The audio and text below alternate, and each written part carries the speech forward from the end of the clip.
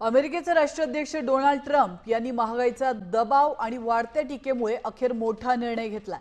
Trump प्रशासनाने जवळपास 200 खाद्यपदार्थ त्याचप्रमाणे कृषी उत्पादने आणि फार्म उत्पादनांवरून टॅरिफ हटवलाय। या निर्णयामुळे भारतीय शेतकरी आणि कृषी निर्यातदारांना मोठा फायदा होण्याची शक्यता आहे। कॉफी, चहा, मसाले, उष्णकटिबंधीय फळे आणि फळांचे रस यांसारख्या भारतीय उत्पादनांवरील 50% टॅरिफ कर रद्द करण्यात आला आहे।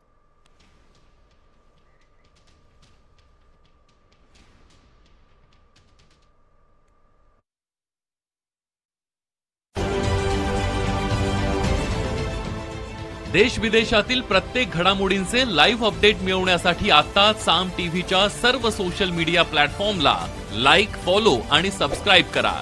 तसंच सर्व नोटिफिकेशनसाठी बेल आयकॉन प्रेस करायला विसरू नका।